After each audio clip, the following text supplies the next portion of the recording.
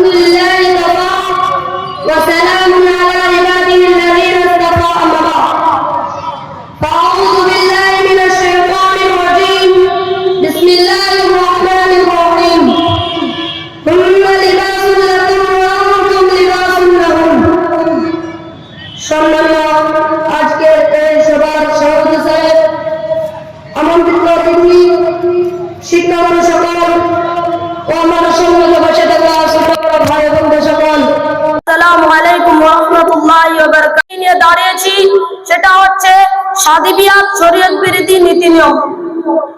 সম্মানীয় শ্রোতা মণ্ডলী, শাদী বিয়াহ মানব জাতির উপর আল্লাহ রাব্বুল আলামিনের একটি বড় নিয়ামত, যার দ্বারা দুটি পরিবারের মাঝে একটি ভালো সম্পর্ক গড়ে ওঠে, মানুষের জৈবিক চাহিদা পূরণ করার সঙ্গে সঙ্গে হারাম কাজ থেকে বাঁচিয়ে রাখে এবং নিজের চোখ ও লজ্জাস্থানকে হেফাজত করে রাখে। আর এই শাদী বিয়াহ রাসূল সাল্লাল্লাহু আলাইহি ওয়াসাল্লামের গুরুত্বপূর্ণ একটি সুন্নাত। নবী করিম সাল্লাল্লাহু আলাইহি ওয়াসাল্লাম বলেন, আন-নিকাহু মিন সুন্নতি ফামান রাগিবা আন সুন্নতি ফালাইসা মিন্নি। অর্থাৎ শাদী বিয়াহ হচ্ছে আমার সুন্নাত, সুতরাং যে আমার সুন্নতের অনুসরণ না করে সে আমার অন্তর্ভুক্ত নয়। এবং এই শাদী বিয়াহ কল্যাণ ও উপকারিতার বিষয়ে আল্লাহ তাআলা বলেন, হুন্না লিবাসুল লাকুম ওয়া আনতুম লিবাসুল লাহুন।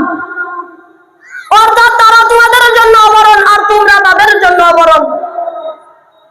সম্মানীয় উপস্থিতি, অত্যন্ত দুঃখের বিষয় হলো যে আজ আমাদের সমাজে মুসলমানদের বিয়ের নীতি নিয়মগুলো ও মুসলিমদের বিয়ের নীতি নিয়মের মতো হয়ে গেছে। মানুষ এই পবিত্র কর্মকে সম্পাদন করতে গিয়ে বহুত কুপ্রথা পালন করা আরম্ভ করেছে, যেগুলো সম্পূর্ণরূপে অবৈধ এবং শরীয়ত বিরোধী বর্জনীয় কাজ। সেই নীতি নিয়মগুলোর মধ্যে আমি আপনাদের সম্মুখে কয়েকটি নীতি নিয়ম রাখবো ইনশাআল্লাহ। এক নম্বর কথা হচ্ছে যে দিন তারিখ শুভ অশুভ, এই ব্যাপারে শরীয়তে ইসলামে কোনো নিষেধাজ্ঞা নেই। জামানা জাহিলিয়াতে শাওয়াল মাসে শাদী বিয়াহ করা বা দিওয়া তারা অশুভ মনে করত। তাজাওয়াজানি রাসূলুল্লাহ সাল্লাল্লাহু আলাইহি ওয়াসাল্লাম ফি শাওয়াল ওয়া বানাবি ফি শাওয়াল। আম্মা আয়েশা রাদিয়াল্লাহু আনহা বলেন, রাসূল সাল্লাল্লাহু আলাইহি ওয়াসাল্লাম শাওয়াল মাসে আমার সাথে বিয়ে করেছিলেন এবং এই মাসেই বিবাহ সম্পন্ন করেছিলেন।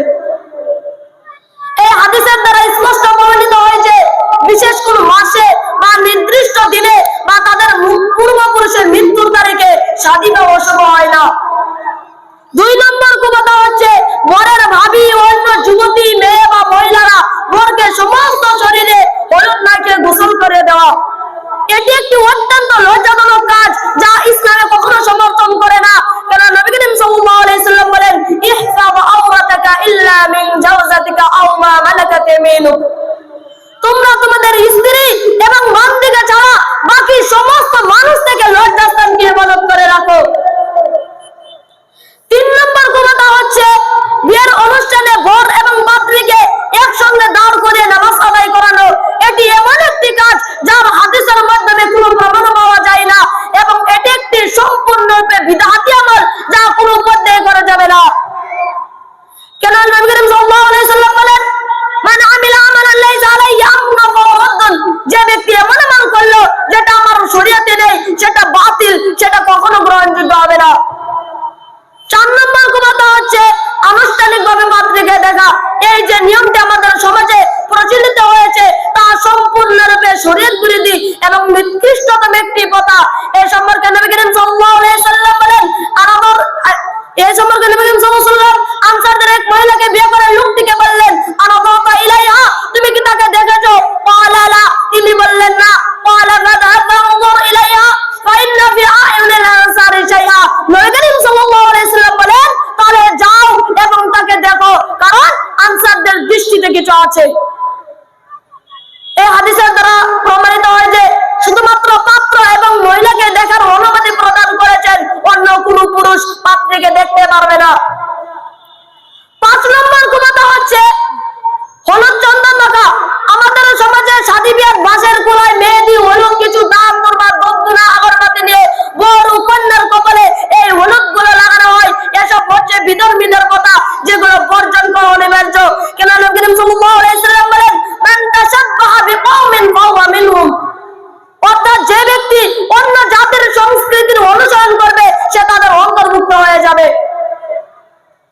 6 নম্বর কথা হচ্ছে কন্যার বাড়িতে গেট সাজিয়ে গেটের সম্মুখে যুবতীরা দাঁড়িয়ে বরযাত্রীর থেকে টাকা নেওয়া এবং নানা ধরনের ঠাট্টা মশকরা করা, নিঃসন্দেহে এটি একটি শরীয়ত বিরোধী কাজ। সম্মানিত শ্রোতা মণ্ডলী, এই ছিল শাদী বিয়ার শরীয়ত বিরোধী নীতি নিয়মের কিছু উদাহরণ। এছাড়াও আমাদের সমাজে আরো অনেক কর্মকাণ্ড শাদী বিয়ার পালন করা হয়। এসব কাজ থেকে সমস্ত মুসলমানকে বিরত থাকা অত্যন্ত জরুরি। অবশেষে আমি আল্লাহ রাব্বুল আলামিনের কাছে দোয়া রাখি, মহান আল্লাহ তাআলা আমাদের সবাইকে ইসলামিক নীতি নিয়ম মেনে চলার এবং শাদী বিয়ার শরীয়ত বিরোধী নীতি নিয়মগুলো থেকে সম্পূর্ণভাবে বেঁচে থাকার তৌফিক দান করুন। আমিন।